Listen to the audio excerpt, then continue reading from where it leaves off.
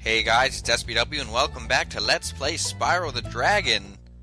Last time we finished up the Magic Crafters world, and now we are going on to Beast Makers, which is kind of, I don't know if I'd say this is a scary world, but this is a much more intimidating world. And I'd say it's a lot more challenging too. Like, I feel like this is where the difficulty in the game really ramps up. It's a swamp world, which is interesting because you don't really see those too often, I don't feel like. But not only that, but it's actually like an interesting take on a swamp world. It's not just like a swamp where it's like, oh, there's swamp creatures.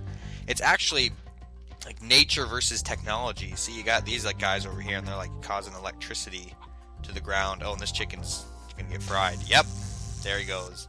There he goes. I feel like they made that chicken go there on purpose just to show that that's bad. Don't touch. Don't touch. They do a lot of like stuff with the chickens in this world, and once again the chickens are there are like health things, so we're just gonna be cruel and kill those guys and then just run off the edge. I don't know if I've just gotten worse at this game or if like it's just this level's hard in general, but like I even just like I just fall off a bunch. Not this level, this entire world. Like I die a good amount, but something I really like about these guys is they're, you know, this is a Sony game, right? So they're listening to a Sony Walkman right now, and like a lot of the enemies, I think like a good, like maybe 3 of them, like that we'll like be seeing like, actually no, 4 of them I think, are just, they're just sitting there jamming to their Walkman. But then while they're doing that, you gotta run into them and kill them, because they're distracted. They're distracted little boys. Nasty Nork is turning our swamp into an electrified junk heap. And it used to be so beautiful. I'm sure it was. So, like, I guess I don't know what the swamp is supposed to look like. I mean, to me it looks like a swamp, but maybe it wasn't this dark and gloomy and everything. But, yeah, that's the whole, like, kind of theme. It's, like, not with every level, but at least, a couple of them, it's kind of like nature versus the Norks. Nature versus Norks, baby. Oh, boy. So that's kind of interesting. Like, but the thing is, it's not just like that the Norks are evil and that everything in the swamp is nice. Because I mean, you got like these like pigs over here, and oh my god, these are terrifying. Just the way they run at you. Oh, I don't like them. Like, and you'll see why they're scary later on. Also, they have little bat wings, which I don't know if you can tell too well. Like, do you see their little wings there? So like, once again, you know, it's fancy stuff like that. See, there they are. I never noticed that for like a long time, that they had those wings, but like this game has a lot of little details here and there, and like the character designs and all that stuff. But yeah, you can't charge those guys. They're kind of like I guess they're kind of like the bulls, or they're kind of like a mix of the bulls, in that no, you could charge the bulls. That just doesn't kill them. They're like harder versions of the rams from like the first level, where they'll run at you, but you can't actually charge them. And actually, here's an interesting thing about this here. Come in here and listen. Oh, he kind of clipped through there. There's a... Good. Kind of ruined the whole thing. But you're supposed to listen for, like, the pig. Because he's actually hiding behind this thing. So, like, you follow that... Oh, you can't even see him from here. You follow this trail of gems here, and then... He comes out of nowhere! Oh, it's terrifying. Oh, they're scary, man. They're scary. Maybe I'm just a baby, but like they always freaked me out as a kid, and even now still, like when they're running at you, like I've tried oh, hold on, let's talk to this guy, Cletus. Spyro, it's great to see you, but I've got to go. Oh my god, I love that. Like, it's not even the thank you for the releasing me. It's just like, but I've got to go, man. They had a lot of fun. Just want to make sure I didn't forget anything back there. They had a lot of fun with the dragon messages in this game in general.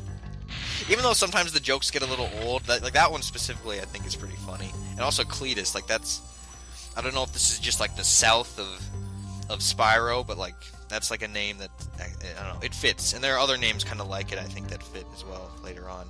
Oh, but I've tried outrunning some of these enemies. You can't.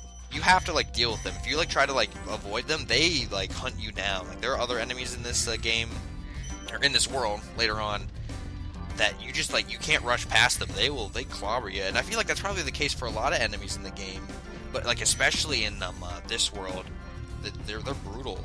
Yeah, this world is not a friendly place at all. And you know what? That's all right in my book, I guess. I don't know.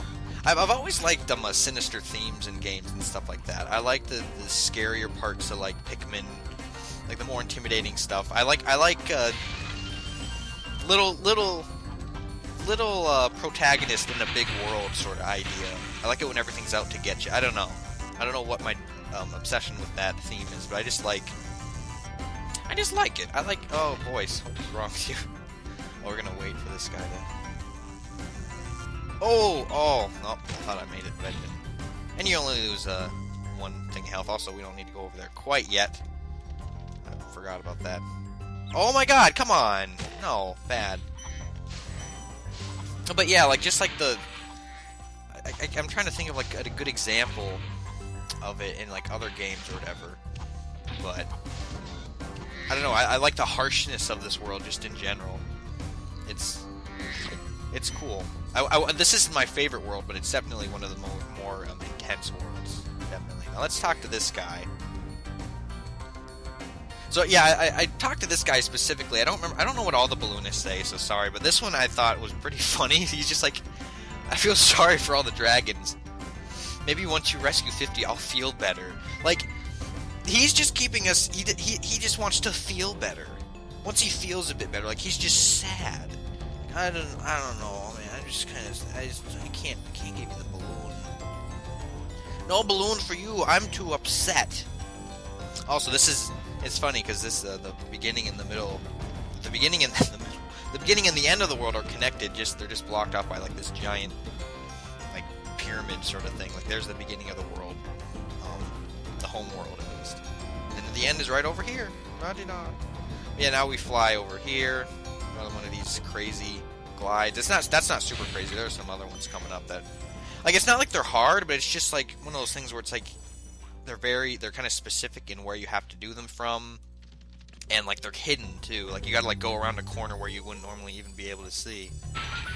I guess that's what I mean when I say it's one of them that there crazy glides. Is that everything in this? That is everything, and that's the funny thing too, is that I think the thing is we're already at 48 dragons, so that guy just wants 50 dragons. But the first couple like places in this world only give you like 2 or 3 dragons at the very most. So it's like they knew that like, they made it so that you have to play a bit more of the world.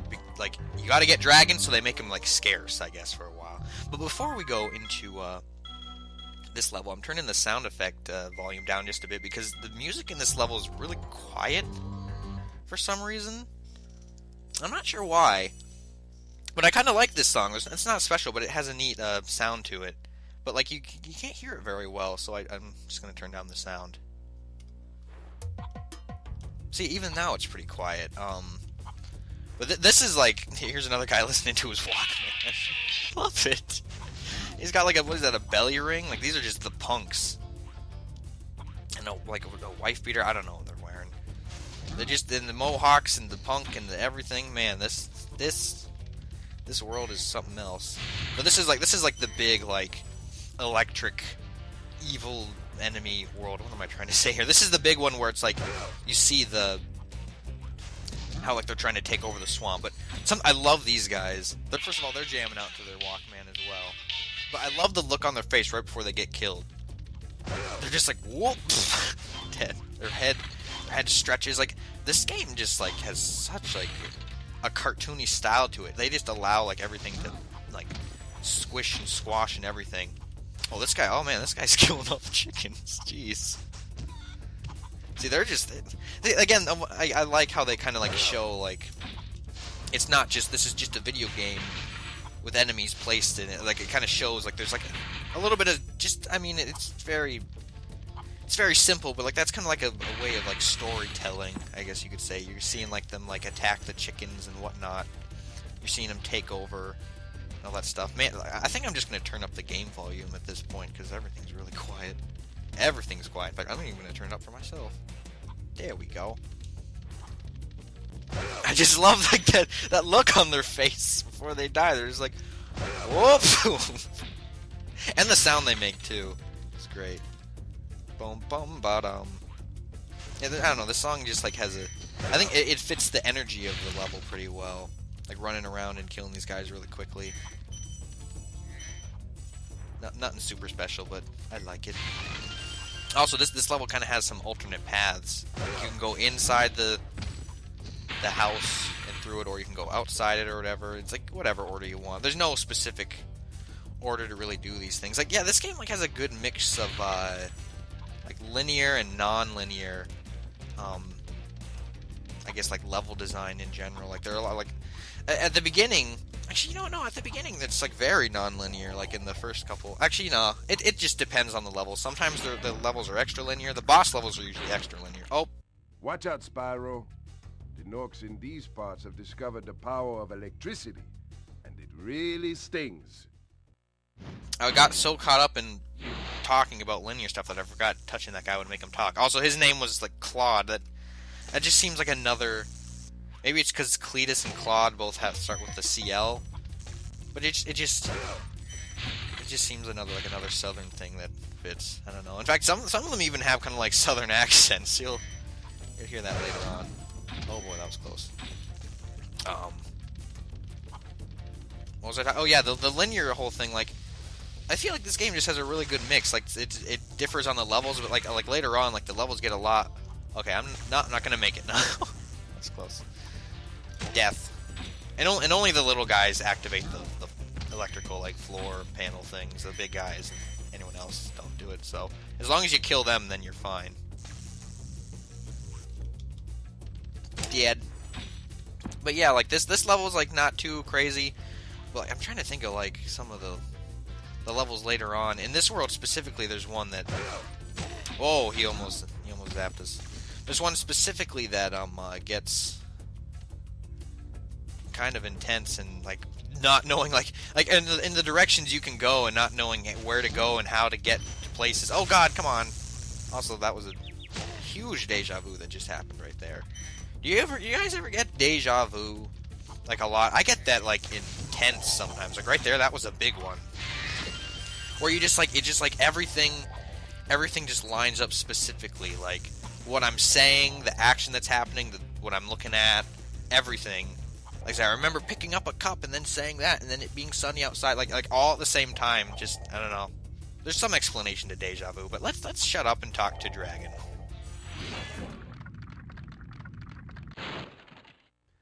Good job, Spyro. One day you'll be able to tell all the dragons about your amazing adventures. Sure, but what I'd really like to do is get out of this swamp. Oh, you hurt his feelings.